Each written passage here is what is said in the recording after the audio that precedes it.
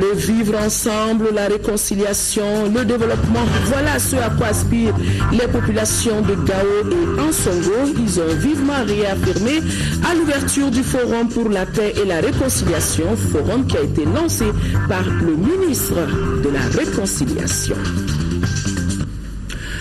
Mesdames, Messieurs, bonsoir et bienvenue dans ce journal. Le président de la République, Ibrahim Boubacar Keïta, a regagné Bamako cet après-midi après avoir participé au sommet international sur la migration de la Valette. C'était à Malte. La clôture est intervenue aujourd'hui même. Ibrahim Boubacar Keïta parle des conclusions. Il a aussi saisi l'occasion, à son retour, actualité oblige, pour féliciter et encourager les Aiglonnais champions, vice-champions du monde.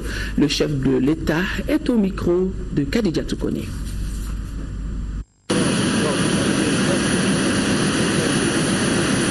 D'abord que je sache aux autorités maltaises et celles de la communauté de l'Union européenne pour l'accueil qui nous a été réservé à la Valette, à ce sommet de l'Union de l'Afrique et de l'Europe sur la migration, qui est un sujet très sensible et très important pour nous Maliens, pas seulement nous, mais l'ensemble du monde entier aujourd'hui fait face au problème de la migration.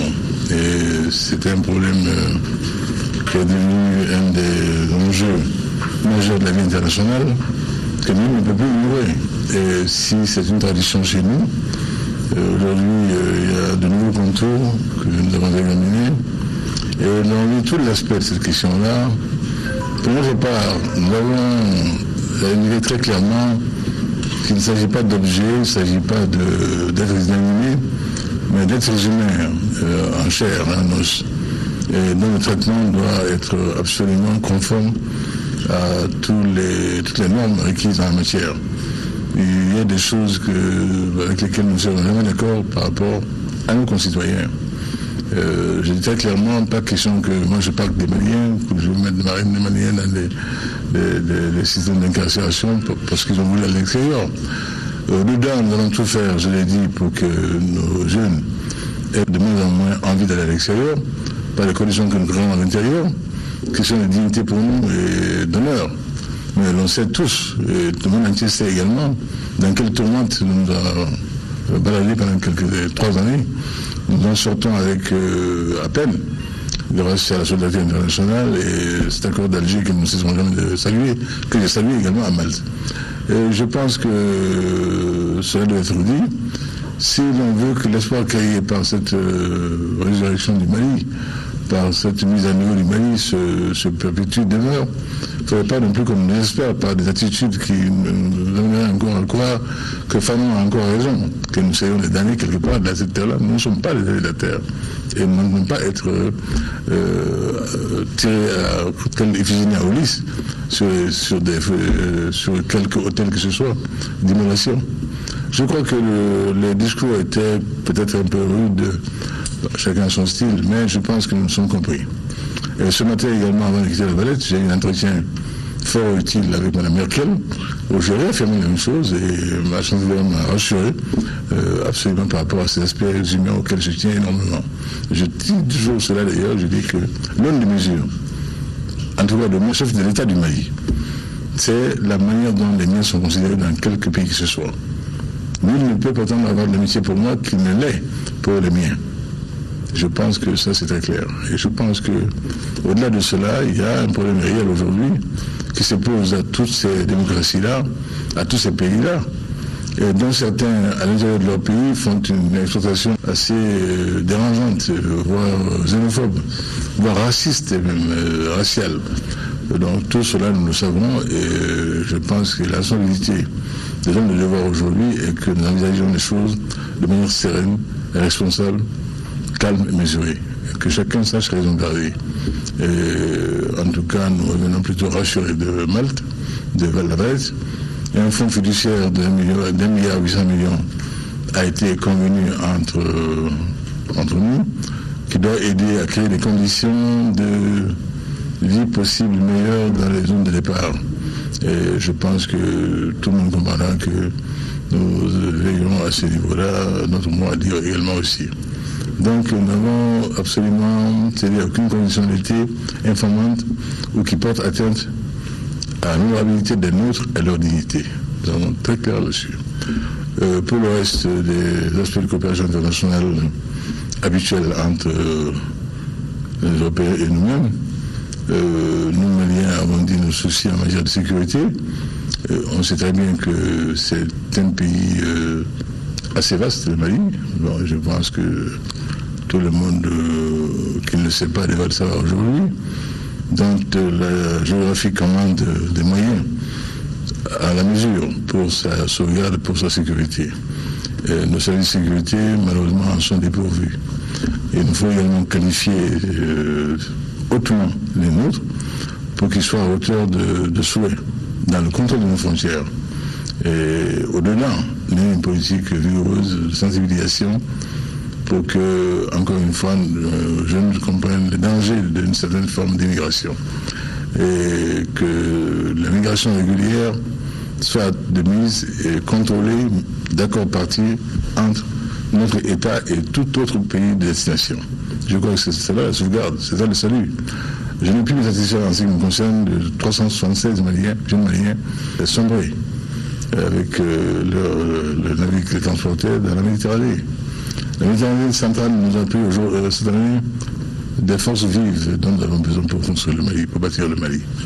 Et c'est cela qui m'a tenu pendant tous ces sommets-là. Puis actualité oblige, Monsieur le Président de la République, on a accueilli les cadets après vous. Est-ce que vous avez un message à l'endroit de ces jeunes qui se sont battus? Oh, bien sûr, mais ne venez quand même pas à déflorer ce que je vais dire le samedi. Je les reçois samedi et je m'arrive déjà. J'étais très malheureux de devoir partir avant que de les accueillir à leur retour de chez lui. Mais je crois qu'on m'a dit que le gouvernement a fait l'effort de belle manière. Je n'en doutais pas d'ailleurs. Je pense qu'à mon tour, j'aurai l'occasion de leur dire toute ma considération, toute mon estime paternelle et toute la fierté qu'ils nous ont causée à tous. Chacun de nous s'est senti quelque part un peu pelé aussi. Quelquefois, nous avons tenté de jouer à leur place, à leur lieu et place. Nous disons que Mali aurait pu jouer ainsi, et que tel autre était mieux inspiré de se mettre à telle position. Bref, ils nous ont vivre pendant cette Coupe des moins de 17 ans. Et je gage pour ma part que ce soit là une équipe d'avenir. C'est l'espoir. Et cette équipe-là ira loin, Inch'Allah. En ce qui concerne le gouvernement du Mali, il fera tout. Faites tout, absolument tout, pour le tenir à bout des bras et le propulser le plus loin possible. Et le plus loin possible, ce sera sûrement de revenir au pays cette fois-ci, la prochaine fois, avec la coupe sous les bras.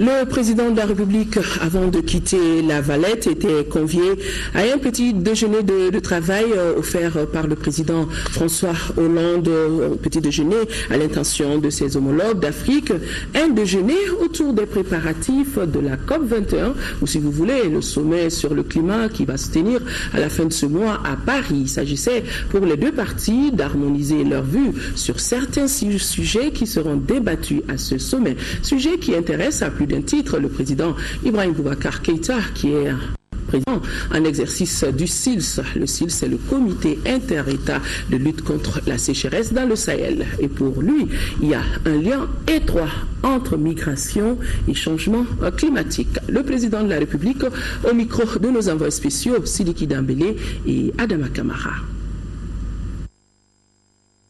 Nous allons parler un peu, surtout parler de la COP21 aujourd'hui. Ce n'est pas tellement de la migration, mais de la COP21. Mais les choses se rejoignent. Si on parle de la COP21, le changement climatique, ses liens avec la migration sont évidents aussi.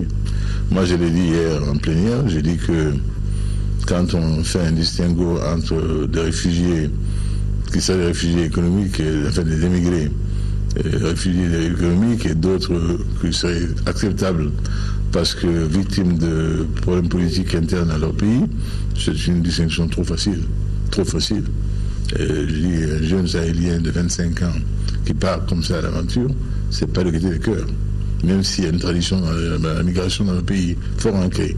Aujourd'hui, c'est l'urgence climatique quelque part qui met les gens dehors. Ça, il faut également l'intégrer.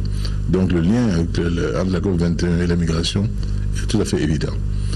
Nous avons donc passé en revue nos différentes préoccupations continentales et individuelles. C'est là que je suis encore revenu sur mon fleuve Niger, et je dis aussi que j'ai aujourd'hui une mission plus large, celle de la défense des pays du CIS, dont je suis le président en exercice, et je crois que tout cela est de bon ton. Je crois que nos populations sont prises en charge. Elles participent également de l'effort collectif au plan mondial de réduction de l'effet de serre et de réchauffement climatique. Donc, elles ont leur place tout à fait dans un agenda mondial. Et cela a été compris, c'est heureux. Le point ici, on a fait le point avec le président Hollande. Je crois que c'était nécessaire avant que nous nous rendions à Paris pour la COP21. Je pense qu'il vaut mieux arriver en harmonie et aussi avec les positions connues, des points de vue prégnants, très importants pour nous, auxquels nous tenons absolument. Donc, pour qu'on n'ait pas fait le tourisme à Paris, qu'on fasse œuvre utile à Paris, qu'on fasse concret à Paris, avec des projets bien ficelés, bien concrets, et des financements qui ne soient pas seulement des effets d'annonce. Oui, le sommet de la Valette, dans son déroulé, on vous l'a déjà dit dans les titres, aura permis aux dirigeants africains et européens de clarifier certaines questions sur la migration, notamment les concepts de réfugiés économiques, politiques et climatiques. Si la question du fonds fiduciaire n'est pas totalement tranchée, les dirigeants africains ont rejeté en bloc l'idée de création des centres de rétention des migrants, et les dirigeants africains s'engagent tout de même à créer des conditions pour diminuer le flux de départ. Sur le sujet, le président de la République s'exprime. Après 48 heures de débat, souvent houleux, très houleux, le sommet de la Valette s'est achevé ce jeudi par l'adoption d'un plan d'action commun entre l'Europe et l'Afrique. Il comporte des mesures concrètes avec en tête la décision de l'Union européenne de débloquer 1,8 milliard d'euros, soit environ 1300 milliards de francs CFA pour les pays africains. L'objectif recherché à travers cette manne financière, c'est de freiner l'exode des migrants africains vers l'Europe. Belle initiative, mais pas suffisante pour tout un continent comme l'Afrique, regrette Ibrahim Boubacar Keïta. Le fonds fiduciaire sur lequel nous aurons sûrement encore à parler, dans le montant d'1,8 milliard nous a semblé un peu chiche, comparé à d'autres dans d'autres situations presque similaires. Il s'agit là quand même d'un continent et d'un ensemble de pays. Il y a des efforts d'adaptation qui vont coûter cher. Il y a des efforts de mise à niveau et d'expertise, sauvetage des fleuves Niger, des fleuves du lac Tchad. Tout cela va nécessiter des frais absolument importants d'expertise et de mise en œuvre. Donc je pense que nous sommes satisfaits. Mais d'une telle conférence, il était réaliste de penser que cela ne pourrait pas aller tout à fait au-delà. Mais au moins, nous avons pu, en tout cas, arrondir les angles pour les questions qui nous portaient vraiment à cœur, notamment le traitement de parents qui vont en exode. Il est vrai qu'à l'interne, nous allons tout faire pour réduire encore le volume de départ, sinon l'arrêter. Car c'est une question de dignité. Quand nous avons vu certains pays vraiment dire avec fierté, bon, le peu de cas qui les concernent, c'est-à-dire que chez nous, toutes les conditions historiques et politiques ont été à l'œuvre pour que les nôtres connaissent ce que nous connaissons aujourd'hui. Il nous appartient de ne pas nous lamenter, mais de faire en sorte qu'à l'intérieur, la situation du Mali soit meilleure. Et améliorer à telle enseigne que les jeunes Maliens se disent, je n'ai rien à voir à l'extérieur, rien à faire à l'extérieur, je vis chez moi ici au Mali. Si je vais à l'extérieur, ce sera uniquement en tourisme, en touriste. Et cela est de notre responsabilité. Et croyez que nous allons tout mettre en œuvre pour acclimater des projets structurants, des projets dignes de ce nom, des projets porteurs d'emploi, pour que les jeunes Maliens se disent qu'il est bon de rester au Mali. Et d'ailleurs, je l'ai dit, je dis que tout Malien est tellement fier de son pays que c'est vraiment contraint et forcé que certains se trouvent devant un choix draconien, partir ou mourir quelque part aussi. Quand vous voyez la terre de vos ancêtres se dessécher au point qu'elle n'est plus féconde, qu'elle ne peut plus recevoir la graine, cela est très douloureux, très très douloureux. Et la survie des siens motive souvent ces départs-là. Donc, dedans, grâce à une pluviométrie dont nous espérons la réacclimater de nouveau de façon satisfaisante, si nous avons un mironnage à l'image de celui que nous avons eu cette année, je pense que tout doucement, tranquillement, les choses vont entrer dans l'ordre. En tout cas, pour l'heure, créer des emplois. Créer des emplois, créer des emplois, créer des emplois. Nous en sommes conscients, dira le président du Conseil européen, qui promet que les États membres doubleront la mise dans les années à venir. L'Europe s'engage aussi à doubler le nombre de visas et de bourses pour les étudiants et les chercheurs africains. Compromis acceptable, mais sur l'épineuse question des réadmissions ou des créations de centres de rétention, les chefs d'État africains ont opposé un niet catégorique. Sur la question, Ibeka ne mâche pas ses mots. Il est, on ne peut plus clair. Il n'y a pas question en ce qui nous concerne en tout cas. Une bonne centre de détention pour les Maliens. Absolument. Dont le seul crime aura été d'avoir voulu aller chercher un peu de bonheur à l'extérieur. Ce pas des criminels, ce sont des hommes. Et les hommes désespérés, on n'accroît pas leur désespoir avec ce genre de solution. Donc je crois qu'on est unanime sur ça, que ce n'est pas une solution telle que celle-là qu'il faut proposer. Elle n'est pas tenable. En tout cas, des jalons sont posés et les deux parties se sont donné rendez-vous début 2017 pour tirer les premiers bilans de ce sommet décisif. Oui, pour un premier bilan, le président de la République, on l'aura vu, a participé et a suivi le sommet de la Valette du début jusqu'à la fin. Et déjà, lui commence à tirer un premier bilan de sa participation à ce sommet plus qu'historique. Il est au micro de nos envoyés spéciaux. Nous avons eu un bon sommet.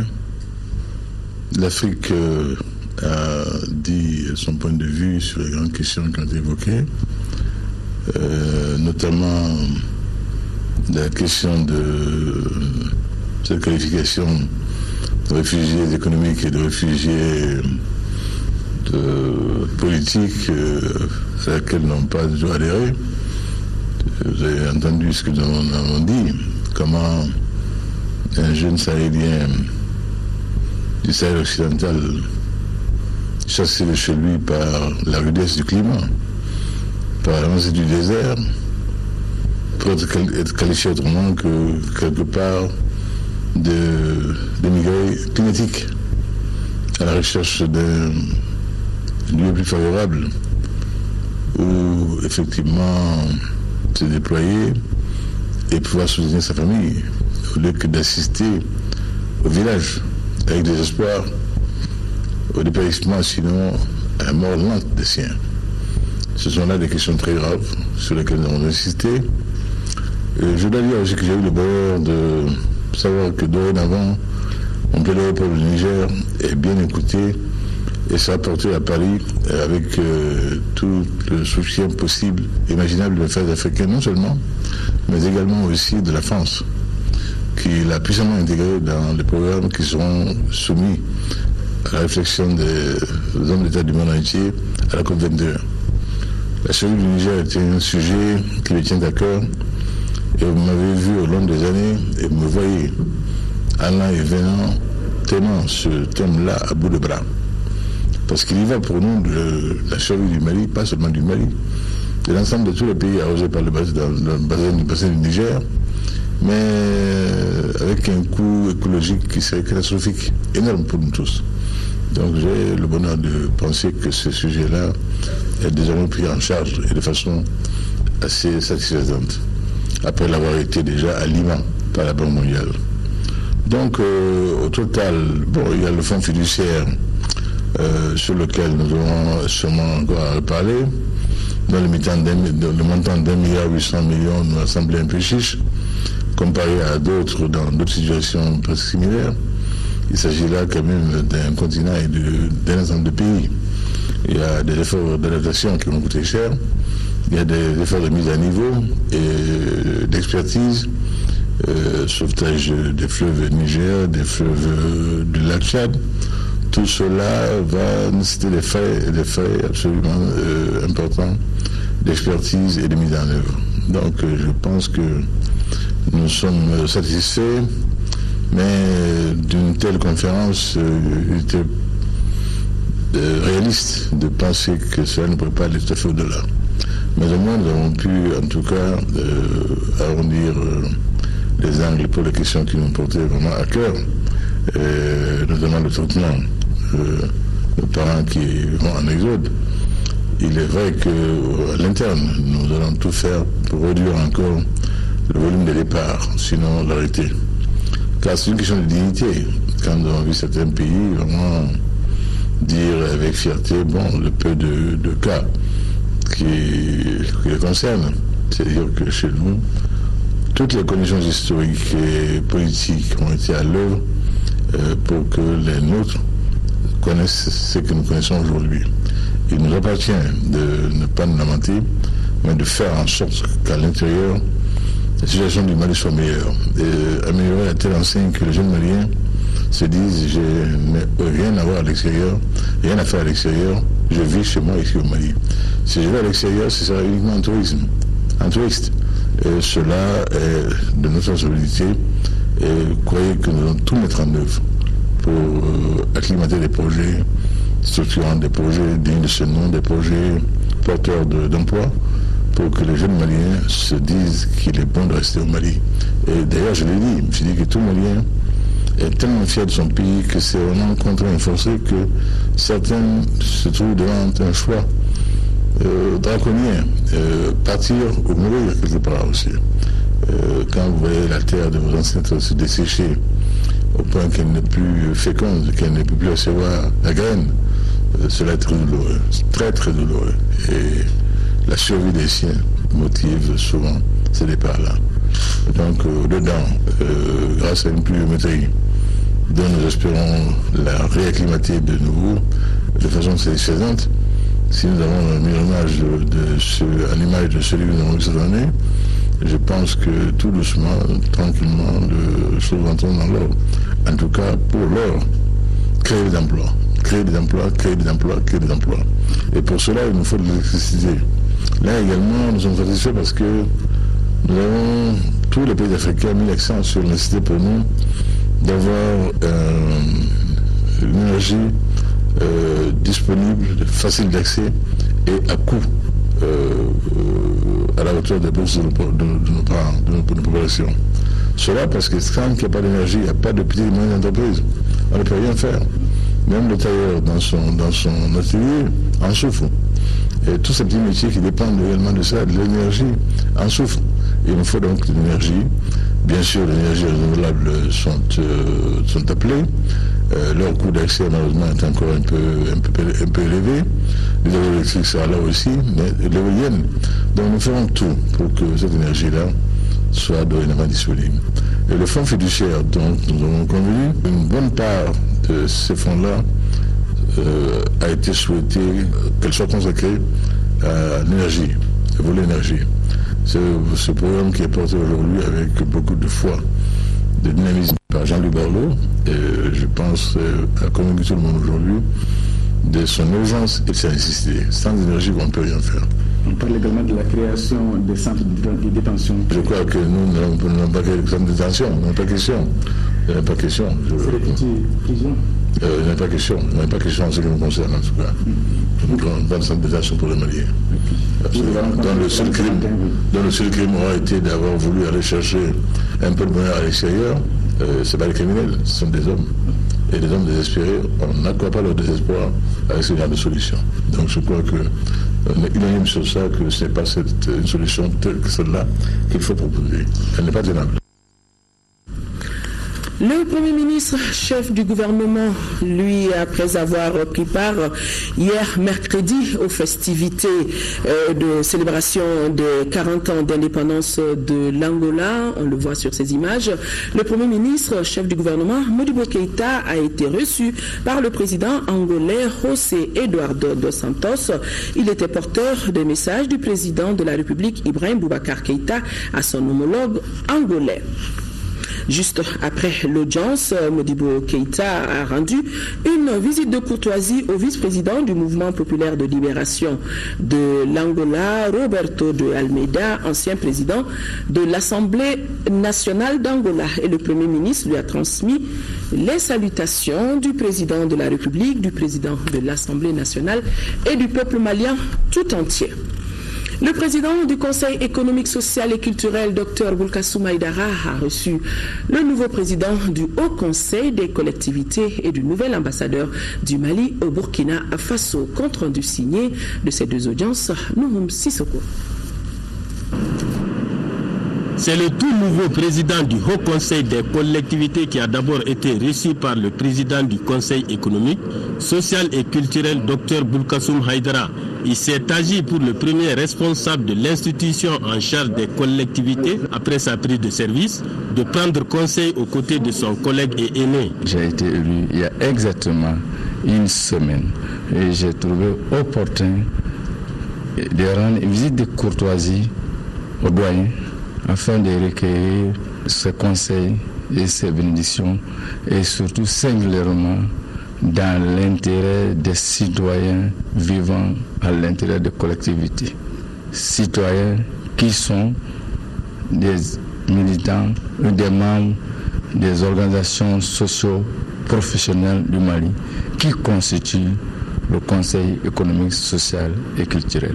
Le doyen m'a prodigué beaucoup de conseils et parmi lesquels nous nous sommes tout de suite engagés à élaborer un cadre de concertation entre nos deux institutions compte tenu de nos missions constitutionnelles et compte tenu des cibles de nos missions constitutionnelles et solidarité et dans le jeu institutionnel, renforcer nos relations et dans l'intérêt des citoyens vivant à l'intérieur des collectivités. Le nouvel ambassadeur du Mali au Burkina Faso, lui aussi, est venu rencontrer le président du Conseil économique, social et culturel avant de prendre fonction. Le diplomate a sollicité le soutien et les conseils de son interlocuteur du jour. Les acteurs du secteur de l'enseignement supérieur et de la recherche scientifique s'activent pour rendre plus efficace le domaine éducatif. Ainsi, ils prennent part à un atelier de 4 jours qui sera ponctué par la validation du projet de la politique nationale de sciences, de technologie et d'innovation. Les explications, c'est avec Alduma Tina. Le processus de développement technologique d'un pays ne saurait être un phénomène passif de simple transfert ou de diffusion de procédés. Il doit plutôt correspondre à une volonté et à une capacité d'acquisition et de gestion dynamique d'un savoir-faire ou infrastructure technologie appropriée. Voilà l'exercice auquel s'attellent les acteurs du secteur de l'enseignement supérieur et de la recherche scientifique. C'est là à travers cet atelier national de validation du projet de politique nationale des sciences, des technologies et d'innovation du Mali. Après la tenue de la revue sectorielle du secteur de l'éducation, dont l'une des recommandations était d'élaborer un document de politique nationale des recherches scientifiques, technologiques et d'innovation. Le présent atelier peut être considéré comme une réponse à cette recommandation, toute chose qui engage l'ensemble des partenaires techniques et financiers ayant endossé l'aide-mémoire de la dite revue. Le Mali ne dispose pas encore d'une politique nationale de recherche scientifique et technologique. Et le présent atelier est une occasion de concrétiser ces processus qui s'avèrent de nos jours incontournables. Il est désormais admis que le développement scientifique et technologique est une condition fondamentale, sinon sine qua non, de tout progrès dans la voie de la croissance économique, de la compréhension des faits et de la transformation de la société. La recherche scientifique, technologique et l'innovation est une activité multidimensionnelle, touchant à tous les domaines socio-économiques et culturels d'un pays. À l'issue des 4 jours, le projet La politique nationale des sciences, technologies et d'innovation du Mali et son plan de mise en œuvre seront présentés à tous les acteurs qui procéderont à leur validation au plan national. Permettre aux parties signataires de l'accord pour la paix et la réconciliation nationale et leur contribution au programme national de désarmement, démobilisation et réintégration. Tel est l'objectif de l'atelier d'échange initié aujourd'hui par le ministère de la Défense et des anciens combattants, et l'atelier se déroule à l'école de maintien de la paix à Lune Blondembe. Compte rendu, Nouroum Sissoko. Le gouvernement du Mali est engagé depuis quelque temps dans la conception d'une stratégie nationale de désarmement, de démobilisation et de réintégration DDR. Une première version du document a été enrichie avec l'appui des experts DDR de la Banque mondiale. Il s'agissait de soumettre le dit document à l'appréciation de l'ensemble des parties signataires de l'accord pour la paix et la réconciliation. L'atelier qui nous réunit a pour but de vous soumettre le programme national dans sa conception, ses objectifs et les procédés de mise en œuvre en préservant les intérêts fondamentaux et les objectifs majeurs de sécurité et de stabilité de notre pays, le Mali. Cela devrait vous permettre de vous approprier le contenu de ce document, d'offrir à toutes les parties signataires de l'accord impliquées dans le processus DDR l'opportunité d'y apporter leur contribution par rapport aux différents domaines couverts par le programme, en définitive, de créer les conditions favorables à son adoption par le Premier ministre, chef du gouvernement. Cet atelier doit permettre d'aider le gouvernement et les parties signataires dans la mise en œuvre de l'accord pour la paix et la réconciliation. L'appropriation du programme national DDR est indispensable pour une meilleure compréhension du processus par toutes les parties et participe de la volonté du gouvernement dans le cadre de la recherche de solutions pérennes à la crise sécuritaire et à la stabilisation, permettant ainsi le redémarrage des activités de développement durable dans notre pays, j'allais dire de retour à la normale dans toutes les régions et dans toutes les collectivités et unités de peuplement de notre cher pays. Cette journée d'échange a regroupé des secrétaires généraux du département ministériel, des responsables militaires, les représentants de la SEMA ainsi que ceux de la plateforme. Ouverture hier à Gao et en Songo des travaux du Forum pour la paix et la réconciliation. Le rendez-vous de la cité des Askia, qui succède à celui de Rarous et Tombouctou, est le cadre tout trouvé pour les différentes communautés de parler de problèmes qui entravent le vivre ensemble et par la même occasion trouver les moyens de se pardonner et envisager l'ensemble des actions de développement. Compte rendu de nos envois spéciaux Modibo Mariko et Moulay Sidibé. Le Mali en paix, la cité des Askia s'est réconciliée avec elle-même. À ces rendez-vous tant attendus par Gao, toutes les communautés ont répondu à l'appel de l'histoire, car l'enjeu ici est de voir dans quelle mesure envisager désormais le vivre ensemble. Il s'agit ici pour nous de parler de l'accord pour la paix et la réconciliation. Pas autre chose. Nous avons 500 participants sur 350 prévus. Pour le maire de la ville, les mots sont faibles, le symbole est surtout dans l'acte de la forte mobilisation qui exprime les mieux le désir de paix de ses concitoyens. La volonté d'aller à la réconciliation était réelle, comme le soulignaient les représentants de la jeunesse et des femmes dans leurs interventions. Le chef coutumier de la région, plus concret dans sa proposition, appelait à l'élaboration d'une charte de la paix. Nos autorités locales sont plus conscientes du rôle désormais essentiel de la mise en œuvre du rapport. Nous proposons à cet effet, Monsieur le ministre et à l'Auguste Assemblée ici, une charte de paix, de réconciliation que nous allons signer officiellement de nos mains, ici même, avant votre départ, pour vous montrer que le peuple de Gao, la région de Gao, s'est réconcilié. Et nous allons faire charte pour montrer au monde entier que nous allons désormais être unis pour toujours. Pour l'aménagement, il ne fait plus aucun doute que le peuple malien est résolument engagé à tourner la sombre paille de la crise. Cette volonté de se réconcilier demande cependant des sacrifices. L'œuvre humaine n'étant pas parfaite, chacun de nous est appelé à plus de tolérance et de générosité pour que la cohabitation soit possible, que la réconciliation indispensable à un nouveau départ soit réalisée ici et maintenant. La consultation populaire lancée à Gao sera ainsi une expérience à renouveler dans toutes les régions du Mali. Maintenant, on est dans la mise en œuvre. Et pour la mise en œuvre, elle a commencé avec... Il y a eu des progrès importants qui ont été faits. Nous avions toutes les structures qui sont mises en place, le comité de suivi de l'accord, la commission vérité, justice et réconciliation, les sous-commissions, et les premières patrouilles mixtes ont quitté Gao il y a 2 jours pour aller à Borj-Mokhtar ensemble. Donc déjà, nous pouvons dire qu'aujourd'hui, Dieu merci, le processus est en train, jour après jour, de gagner du terrain. Et cette paix, elle est d'abord pour la population. Et la population doit se sentir concernée. Il faut aussi coudre le tissu social. Et le fait, ces rencontres de Gao et dans Songo d'hier, où nous avions vu cette diversité des communautés arabes, Tamashek, Songoï, Pel, Bella, le Bozo, et ça montre la richesse culturelle de cette région. Que tout le monde soit ensemble, que tout le monde dise qu'on tourne la page, qu'on parle de paix. Gao jette ainsi les bases de la paix et de la réconciliation entre ses fils. Pour atteindre ces objectifs, les forums se donnent 2 jours. 2 jours au cours desquels les communautés de la cité, à travers 4 ateliers thématiques, vont se parler franchement.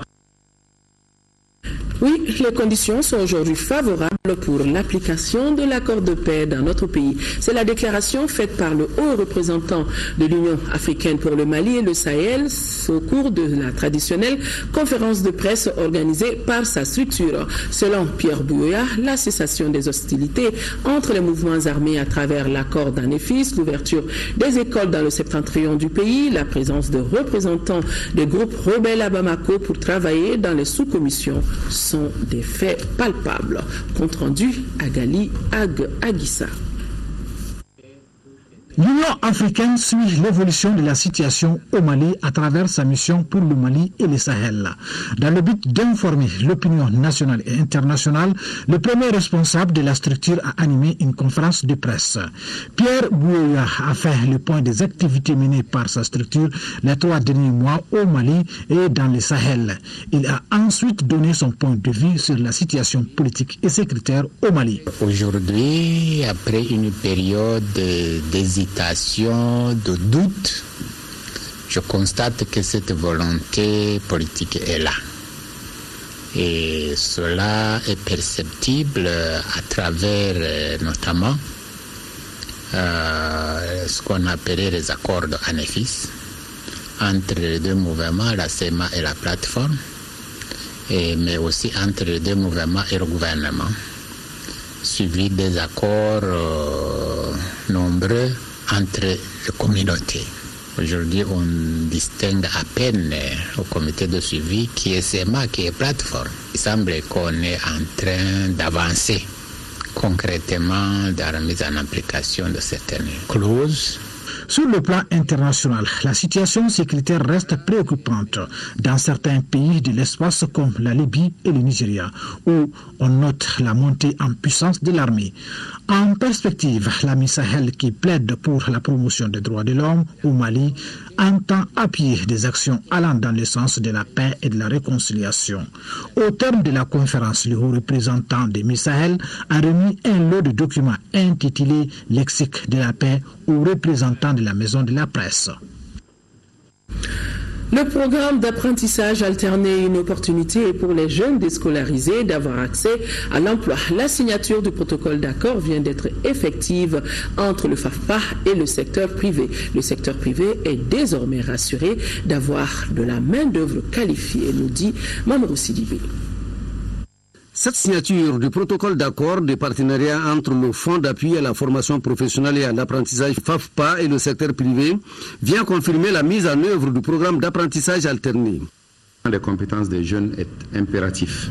Pour y contribuer, mais également s'attaquer à l'épineux problème d'emploi des jeunes, le gouvernement du Mali a demandé et obtenu l'accompagnement de la Banque mondiale pour créer le PROCEJ.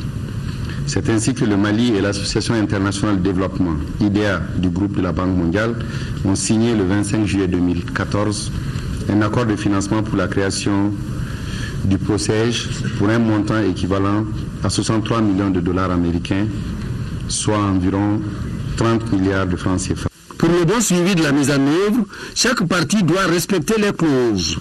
Le protocole porte notamment côté FAFPA sur la mobilisation des ressources en vue du financement des plans de formation concernant ces jeunes-là au niveau des entreprises. Et côté entreprise également, il s'agit pour les entreprises dans le cadre donc, de la responsabilité sociale et sociétale des entreprises. Et aujourd'hui, de recevoir donc les jeunes déscolarisés de 15 à 24 ans au sein de leur entreprise pour suivre donc de façon alternée ces formations-là. C'est une opportunité pour les jeunes d'accroître leurs chances d'accès à l'emploi.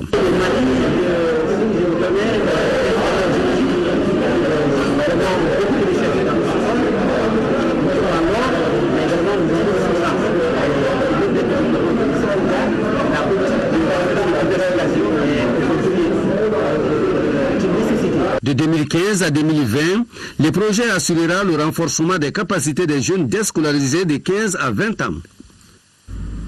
Journée d'échange de la filière mangue au Mali. Cette journée est organisée par l'interprofession et la journée a réuni au Centre international de conférence de Bamako les acteurs de la filière mangue de Koulikoro, Sikasso et du district de Bamako. Il ressort de cette rencontre que la production et la commercialisation de la mangue s'accroît d'année en année. La preuve, pour 2015, le Mali a commercialisé plus de 38 000 tonnes de mangue. Mohamed Pouldou Mamouni. Selon les dernières statistiques disponibles, la filière mangue constitue aujourd'hui une bonne recette d'exportation du Mali. Le secteur se porte bien et les autorités entendent s'investir afin de conserver les acquis, mais aussi envisager des mesures pour le développement de la filière. Le CICB accueille une rencontre sur le sujet. C'est une initiative de l'interprofession de la filière mangue au Mali. En 2014, le Mali a exporté à peu près 36 000 tonnes de mangue. En 2014. En 2015, on a exporté à peu près 38 000 tonnes. En 2014, ça a rapporté 22 milliards de francs CFA. En 2015, nous sommes déjà à 22 milliards avant la fin de l'année. Donc la filière se porte très bien, la production se porte bien, les exportations se portent bien, mais il faut les améliorer. Cette journée a permis aux acteurs de la filière mangue d'analyser le déroulement de la campagne 2015 et de valider des données sur la production et la commercialisation de la mangue. Pour maintenir cette dynamique, les acteurs préconisent entre autres il nous faut un financement clair et net. Il nous faut également aller vers une industrialisation de nos vergers pour permettre d'améliorer davantage la qualité de la mangue. Il faut continuer à former les gens et à améliorer la qualité par les traitements phytosanitaires et d'autres entretiens, d'avoir une qualité encore meilleure. Les acteurs de la filière mangue sont ambitieux. Les prévisions pour l'année 2016 sont déjà claires. Nous voulons faire plus que cette année. Donc, si tout va bien, on va aller plus de 50 000 tonnes l'année prochaine. Mais une prévision est une prévision. Il y a beaucoup d'aléas. Il y a l'aléa climatique, il y a d'autres aléas que nous ne maîtrisons pas. Le département du commerce et de l'industrie a saisi cette journée pour offrir aux acteurs de la filière 200 atomiseurs à moteur à dos, 1000 pulvérisateurs manuels à dos et 1500 combinaisons de protection individuelle. Ces équipements contribueront à améliorer les rendements et la qualité de la mangue au Mali. Les mangues, on en parle toujours, les acteurs de la filière de la région de Koulikoro viennent d'organiser une rencontre sur les statistiques de la campagne mangue 2015. On fait le point avec Ousmane Koïta. Il ressort de cette réunion que la filière mangue se porte bien au regard des statistiques relatives à la commercialisation de ces fruits. Les statistiques selon lesquelles plus de 1262 tonnes ont été exportées en Europe, 5307 dans la sous-région. Sur les marchés nationaux, 11 000 tonnes de mangue ont été écoulées. Au regard de ces résultats obtenus, les responsables du comité régional de l'interprofession mangue de Koulikoro se disent satisfaits. Chaque année, on s'améliore. Les acteurs eux-mêmes qui s'organisent pour faire la collecte des informations Et cela nous permet également de mieux analyser les problèmes et de mieux prendre en compte nos difficultés pour mieux avancer. La campagne 2015 de la filière mangue aura été une réussite grâce au concours du projet cadre intégré. Dans la région de Kouliko, beaucoup de familles vivent de la filière mangue, d'où cet appel de la Chambre régionale d'agriculture de Kouliko. Maintenant, il s'agit de voir les besoins du marché. Telle variété et telle variété sont beaucoup appréciées sur le marché. Et là, le producteur tire beaucoup de profit sur la vente de son produit. Et les chambres ont pour mission d'organiser toutes les filières porteuses au pays afin que les ressortissants de la chambre puissent vraiment vivre de leurs produits. Cette réunion entre les acteurs de la filière mangue a été mise à profit pour proposer des voies et moyens pour la réussite de la campagne 2016. Les activités de la campagne dénommée Un départ sain de l'ONG WaterAid viennent d'être lancées. C'est une campagne de plaidoyer en faveur de la réduction de la mortalité néonatale et infantile au Mali. Compte rendu de Bourama Traoré. Un constat est à l'origine de la nouvelle campagne dénommée Un départ sain de WaterAid. Selon l'Organisation mondiale de la santé, un demi-million d'enfants meurent chaque année faute d'infrastructures d'assainissement et d'hygiène appropriées, surtout du manque d'eau potable. Un départ sain est donc une campagne de plaidoyer en vue d'inverser la tendance actuelle. En termes clairs, réduire sensiblement la mortalité néonatale et infantile. Faire en sorte que l'enfant, les 5 premières années de sa vie, puisse être dans les conditions nécessaires pour pouvoir avoir les chances d'une vie digne de ce que ce monde a de richesse, de ce que ce monde a de développement et de modernité. Nous pouvons participer à ce combat et réécrire une victoire de la vie sur la mort. La nouvelle campagne pour un départ sain couvre Bamako et les districts sanitaires de Bla en 4e région et de Koro en 5e région.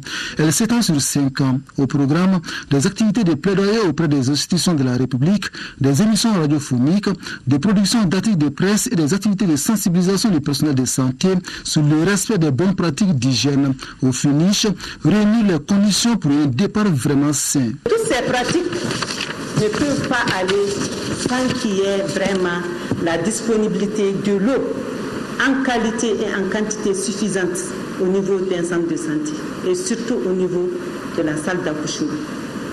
Il faut aussi un bon système de gestion des déchets issus de l'accouchement, aussi des déchets issus du nouveau-né. Il faut aussi la disponibilité des produits de nettoyage et de désinfectants. Le départ sain ne peut pas aller sans ces éléments. Pour un départ sain, je m'engage. C'est sous ce slogan que se déroule la campagne. Une campagne dont l'axe prioritaire de plaidoyer reste l'accès à l'eau potable, l'hygiène et l'assainissement. 650 millions de francs CFA, c'est le coût de réalisation d'un nouveau projet dénommé Programme de surveillance sanitaire mondiale. Le programme a été lancé dans la région de Ségou. Ségou, on fait le point avec Ousseini Samaki. Ce projet programme de sécurité sanitaire mondiale au Mali ainsi lancé devrait permettre de renforcer le système de surveillance de la maladie en santé humaine et animale pendant 5 ans. Il est financé par International Medical Corps ICM et ses partenaires pour un coût total de 650 millions de francs CFA. En partenariat avec les structures sanitaires, il mettra en place un système d'information des données sanitaires pour l'amélioration des conditions de vie des populations bénéficiaires dans les différents districts sanitaires. En relation avec le gouvernement du Mali, IMC et ses partenaires se sont engagés dans un processus de révision et d'amélioration des structures et pratiques en santé publique pour faire face à d'éventuelles épidémies, y compris les zoonoses, qui peuvent affecter le pays et la communauté internationale. Cette initiative est appréciée par les responsables bénéficiaires qui s'engagent à accompagner la mise en œuvre de ce projet. J'invite les uns et les autres à s'investir pour la réussite parfaite de ce projet.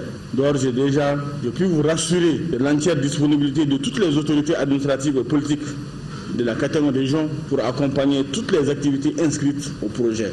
Notons que ce projet est un partenariat entre les ONG International Medical Corps, Soutoura, Emploi Sahel et le gouvernement malien.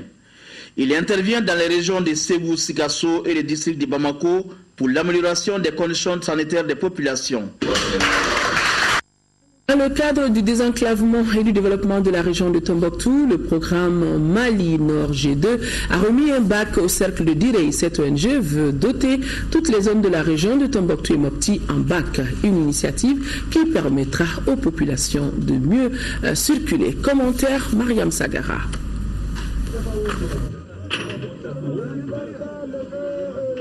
Le programme Mali Nord GIZ-KFW offre ainsi son 19e bac à la région de Tombouctou. Cette fois, c'est la commune de Kirchamba, dans le cercle de Diré, qui reçoit le bac de désenclavement.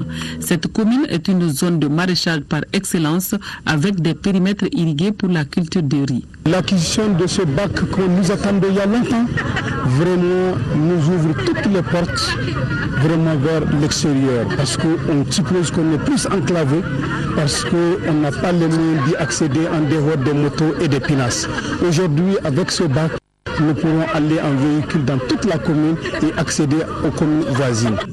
Dans la région de Tombouctou, plusieurs périmètres irrigués villageois se situent dans des zones inaccessibles. Le bac est ainsi indispensable pour la commercialisation. C'est une action qui est continuelle et jusqu'à ce que nous arriverons à désenclaver entièrement la région et pour pouvoir acheminer la production de la région, parce que cette production elle est excédentaire et excédentaire elle doit être commercialisée. Commercialisée elle doit être ouverte à tous les demandeurs et à toutes les populations en fait riveraines et en dehors même de la région de Tombouctou. Partout dans le cercle de Diré, nous voyons les résultats. Nous sommes bénéficiaires. Donc c'est le lieu, encore une fois de plus, de remercier la GTZ pour toutes les interventions dans le cercle de Diré. Dans la région de Tombouctou, le programme Mali Nord GTZ-KFW, proche de la population, apporte un appui constant à tous ceux qui participent au développement socio-économique et aussi à la construction de la paix. Miss ORTM 2015, les 3 postulantes de la commune 4 du district de Bamako sont connues à l'issue d'une élection.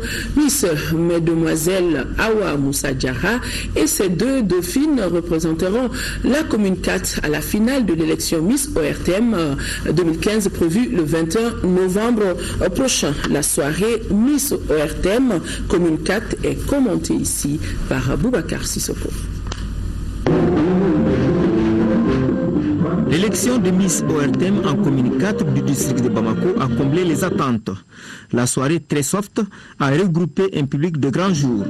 Les postulantes, au nombre de 6, ont ébloui la salle de l'éclat de leur beauté. Le jury a mis du temps pour départager les candidates. Chacune est venue convaincre.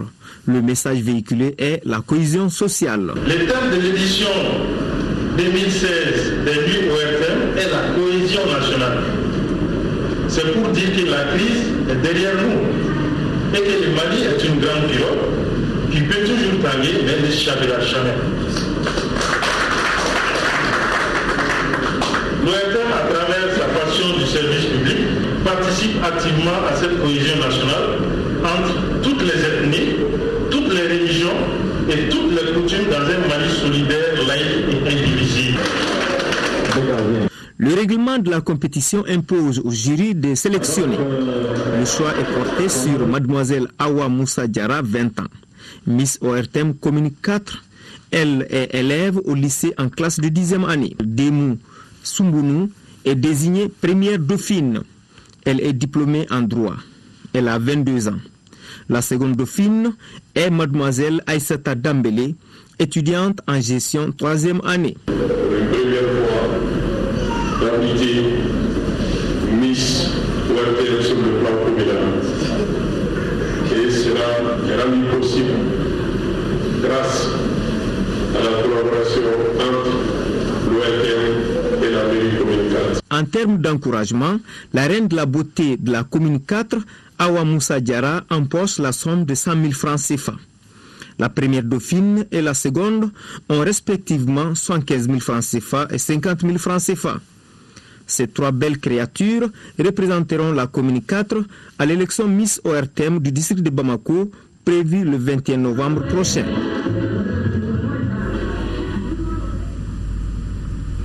Boubacar Sissoko, Miss ORTM, désignera la plus belle fille du Mali. Le pôle de médiateur désigné par le comité olympique pour trouver une solution à la crise qui s'écoule au milieu du football malien depuis 9 mois a rencontré la presse. Occasion pour le pôle de médiateur d'informer la presse sur sa méthodologie de travail et les recommandations prises. Al-Jumatina nous fait le point. Le pôle de médiation mis en place par le Comité national olympique et sportif pour trouver une solution à la crise que traverse le football malien était face à la presse. Le pôle composé de 9 membres a d'abord écouté, échangé avec tous les acteurs, entre autres les protagonistes, les présidents des ligues, des clubs. À l'issue de 4 semaines de tractation, les recommandations prises sont: au terme du processus conduit par le médiateur dans un esprit de totale indépendance et d'équité avec le souci de rechercher les voies et moyens qui peuvent aboutir au règlement de la crise, le pôle des médiateurs recommande, petit 1, l'existence et la reconnaissance du comité exécutif de la FEMAFOOT dirigé par M. Boubacar Baba Diagne. Petit 2, la levée de toutes les sanctions qui frappent les personnes physiques et morales, clubs et dirigeants. Petit 3, le retour en Ligue 1 des clubs relégués avec un accompagnement financier de l'État. Petit 4, la gestion du football malien en bon père de famille dans un esprit consensuel en évitant tout axe d'exclusion. Petit 5, la gestion transparente des ressources financières et le respect de l'éthique sportive à tous les niveaux. Petit 6, la reprise des élections de la Ligue de Bamako sous supervision du comité olympique, du gouvernorat et de la direction régionale des sports. Pour parvenir à ces recommandations, le pôle est parti par une méthodologie de travail. Cette mission nous a été confiée. Nous avons commencé par mettre en place une méthodologie avec une feuille de route très bien précise. C'était avec l'intention de ratisser large pour comprendre en long et en large cette crise qui a éclaté dans le football malien depuis 9 mois. Nous avons commencé par écouter les principaux protagonistes de notre méthodologie et même les supporters des aigles du Mali. C'est-à-dire que tous les acteurs qui interviennent dans le football, dans la gestion du football, ont été entendus. Le pôle va maintenant transmettre les différentes recommandations au ministère des Sports et au Comité national olympique qui lui a d'ailleurs désigné pour mener cette médiation, dite médiation de la dernière chance. Voilà, oui et encore oui, le monde de la presse est en deuil. Le président de la maison de la presse du Mali et l'ensemble des organisations professionnelles des médias informent le décès de M. Chouaïdou Traoré, que vous voyez sur ces images, directeur de publication de Nouvel Horizon et du quotidien de Bamako, survenu ce jour 12 novembre ici à Bamako des suites d'une longue maladie. La levée du corps aura lieu demain vendredi 13 novembre après la prière du vendredi à la mosquée de Kinzambougou à côté du CFTQ. L'inhumation aura lieu au cimetière de Nyarela. À sa famille durement éprouvée, ils adressent leurs sincères condoléances. Et nous ne pouvons pas boucler ce journal sans vous lire le message de condoléances du président de la République, chef de l'État Ibrahim Boubacar Keïta à la presse malienne suite au décès de Chouaïdou Traoré, directeur de publication de Nouvel Horizon et Soir de Bamako. Ce jeudi 12 novembre 2015, une plume nourrie à la sève du combat pour la démocratie et la liberté de la presse s'est tout à fait jamais asséchée. Chouaïdou Traoré, puisque c'est de lui qu'il s'agit, a rendu ce matin sa dernière copie comme pour boucler la dernière édition d'une riche et brillante carrière de journaliste. Je m'incline pieusement sur la dépouille d'un combattant, d'estime que nulle adversité n'a su arrêter, un militant dont le parcours a forcé l'admiration. En cette douloureuse circonstance, je présente mes sincères condoléances à sa famille très éprouvée, ainsi qu'à ses proches et amis. Je voudrais par la même occasion exprimer ma douloureuse sympathie aux rédactions de Nouvel Horizon et Soir de Bamako, ainsi qu'à la grande famille des journalistes et communicateurs du Mali.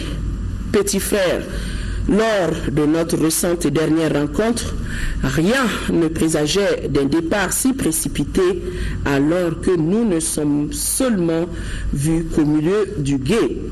Puisqu'il faut que la volonté d'Allah subhanahu wa ta'ala s'impose, sache que profondément attristés nous sommes, inconsolables nous resterons, peinés et attristés nous vivrons ton absence, car elle nous hantera définitivement, à l'angoisse de ne plus lire les rubriques quotidiennes que tu animais et qui étaient ta marque de fabrique.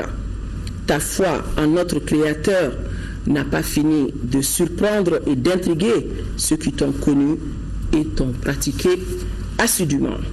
Enfin, tu nous lègues le souvenir d'un entrepreneur déterminé, voire opiniâtre, un grand optimiste qui n'a jamais désespéré de notre presse, qui pourtant souffre de maux liés à sa jeunesse et à la faiblesse de ses ressources. Puisse ta volonté de bien faire continuer d'irradier tes confrères dont le combat pour la liberté de la presse s'alimentera du modèle d'engagement que tu fus. Aux rédactions de Nouvel Horizon et de Soir de Bamako, nous adressons nos encouragements les plus militants afin que le flambeau jusque-là porté par Chouaïdou Traoré reste allumé et éclaire notre conscience à tout jamais. Signé du président de la République, Ibrahim Boubacar Keïta, qui a personnellement connu et pratiqué notre confrère Chouaïdou Traoré. L'enterrement aura lieu demain après la prière de vendredi à 15 Ambourou. Excellente nuit à tous, ainsi va la vie. Demain, 10h, 13h, Kadidia Toukone sera là pour vous informer.